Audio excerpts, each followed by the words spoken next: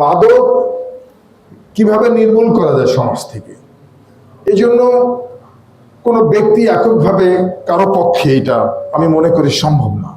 তো এখন এই মাদকের ব্যাপারে আমি মনে করি প্রথমত আমাদের সমাজের প্রত্যেকটা পরিবারের যারা গার্জিয়ান আছে, অভিভাবক আছে, এই অভিভাবকদের একটা বড় ভূমিকা আছে।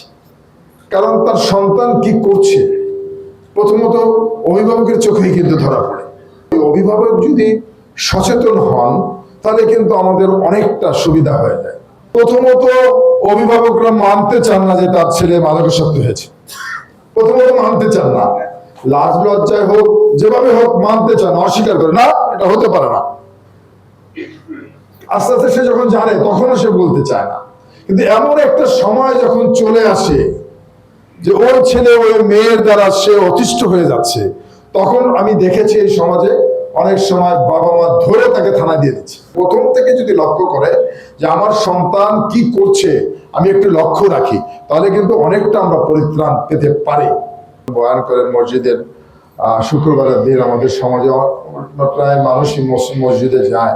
তাদেরকে যদি আপনারা এই মাদকের ব্যাপারে একটি সচেতন করেন তাহলে আমরা সমাজ অনেকটা উপকৃত হবে। জাতীয়তাবাদী দল আমরা করি, জাতীয়তাবাদী দল কোনো ইসলামিক রাজনৈতিক দল না, কিন্তু ইসলামিক মূল্যবোধে বিশ্বাস করে। এই দলের চেয়ারপারসন দেশনেত্রী বেগম খালেদা জিয়া 3 বার প্রধানমন্ত্রী ছিলেন। উনি কখনো বাংলাদেশের আলেম ওলামাদেরকে নিয়ে কখনো কোনো কটূক্তি করেন নাই, কখনো উনি কোনো উনি সব সময় তাদেরকে সহযোগিতা করেছেন। ইসলামকে বিস্তার করার জন্য তাদেরকে যতটুকু সহযোগিতা করা প্রয়োজন দেশনেত্রী বেগম খালেদা জিয়া সেটা করেছেন। এমন একটা যুগে আমরা চলে আসি যে 1000 টাকা না 1 লাখ টাকাই তো কোনো টাকা মনে হয় না। সেখানে একজন ইমাম মুয়াজ্জিন 5000 টাকা 2000 4000 টাকা দিয়ে সংসার সে কিভাবে চলবে? তো এজন্য আমাদের প্রধানমন্ত্রী চিন্তা করেছেন এই জিনিসটা অত্যন্ত গুরুত্বপূর্ণ। উনি ইমাম মুয়াজ্জিনদেরকে বেতন ভাতার মধ্যে নিয়ে আসেন। 17 বছর যে লুটপাট হয়েছে বাংলাদেশ থেকে, যে টাকাটা করাপশন দুর্নীতির মাধ্যমে লুটপাট করা হয়েছে, এই টাকাটা যদি আমার দেশে থাকতো তাহলে কোনো না কোনো ভাবে আপনার পকেটে যেত, আমার পকেটে যেত। টাকাটা যদি থাকতো তাহলে কিন্তু টাকাটা যখন রুলিং হতো ওই জোয়ারের মতোই, তখন আপনার পকেটে যেত, আমার পকেটে আসতো। কিন্তু টাকাটা বিদেশে পাচার হয়েছে।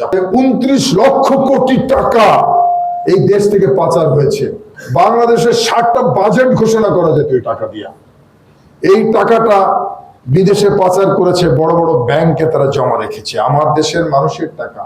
দেশের একটা ভঙ্গুর অর্থনীতি, এখন এই অর্থনীতির উপরে দাঁড়িয়ে একটি সরকার আসছে, নতুন একটি নির্বাচিত সরকার চেষ্টা করছে সরকার অর্থনীতির ভিতকে মজবুত করে। আমরা আশা করি যে মজবুত হবে।